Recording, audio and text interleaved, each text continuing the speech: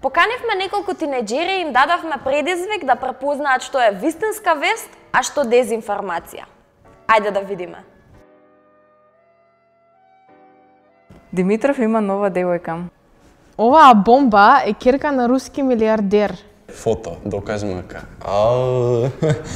Секој има право, кој со кого сака више што сака прави, така да мислам дека е можно. Мислам дека ова би било точно, зашто да не. Само добро, интересно. Сепак би рекла дека е дезинформација. Сите се вадат муавети, се шират. Може да е, ама. Не знам кој е Димитров. Нека му е со среќа со девојката. Убаво да си живеат. Па ако има слика, има нова девојка, се кажува која е девојката, може и точно да е. А има шанси да е вистинита? Има шанси, но не знам, може и да нема. Не знам. Мислам дека оваа вест е лажна, бидејќи вакви вести постојано излегуваат за политичарите или некоја афера или слично. Ова е дефинитивно лага. Бидејќи за политичарите, зборам за луѓето што се како јавни личности, многу лесно може да се направи некоја лажна вест. Мислам дека ова е дефинитивно лага. Не верувам дека ова е вистина. И плюс како јавна личност не верувам дека политичар би го направил ова кај нас, бидејќи ние сме држава каде што се зборува. Во Америка да беше ќе верував. Потврдивме со вакцинирањето против COVID-19 призна Европска Унија. Никогаш не сум прочитала дека потврдиле и дека признале, затоа што вакцините што туку излегува и што туку почнуваат вакцинирањата против COVID-19 и не би се согласила со ова.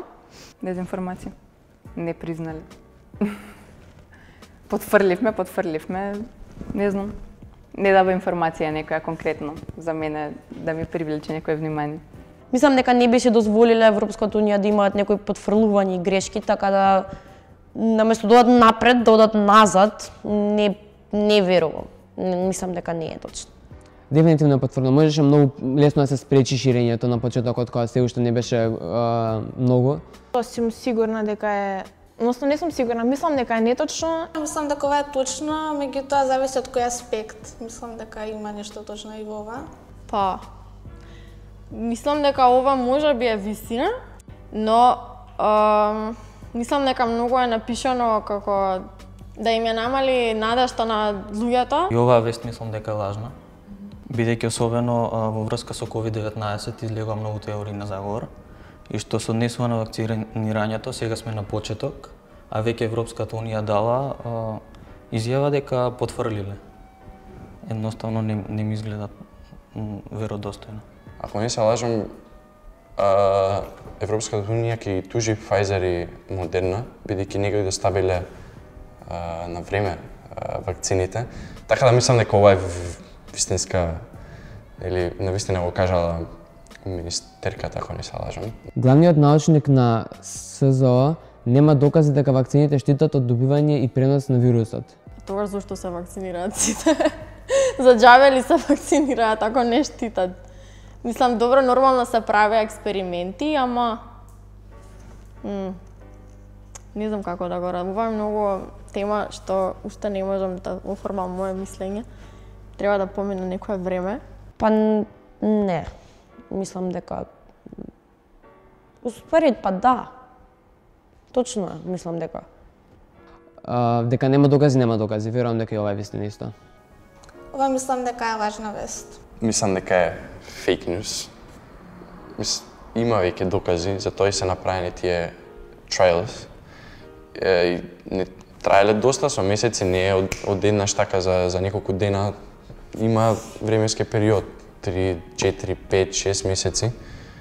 И баш ка тие се, не за џабе се вакцинираат сите, мислам, безбедни се, има докази дека се безбедни. На интернет пишува дека има од што се составени тие. Значи не се крие ништо од нив. Тоа кога ќе кажат дека има шанси чипови да има во тие вакцини, ја многу се нервирам, затоа што нели ги имаме веќе телефоните, во нив има Google ти следи локација, Баш кај не зборам дека iPhone-ите може до секој момент да ти уклучат камера и да кажат дека не ти е уклучена.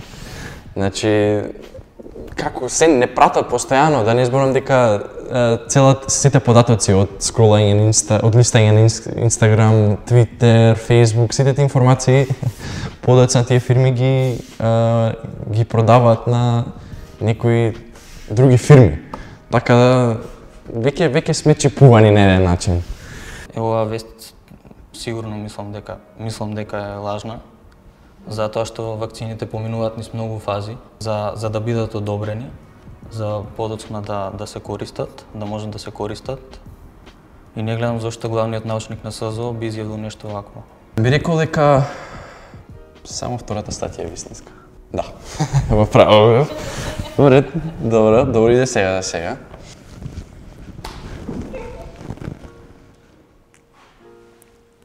Како? Зашто јас ништо не знам? Димитров, да, меѓутоа бугарски тенисер Димитров има нова девојка.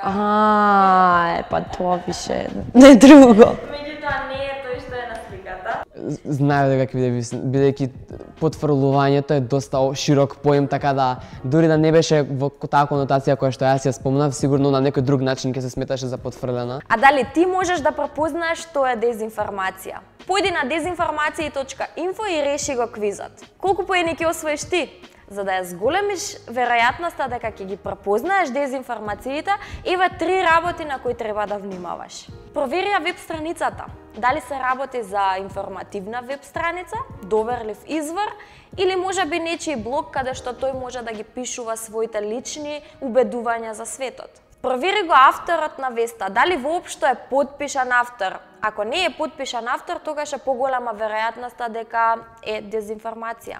И провери го датумот на објавата, дали се работи за нова вест или за некоја стара вест која што била релевантна во минатото.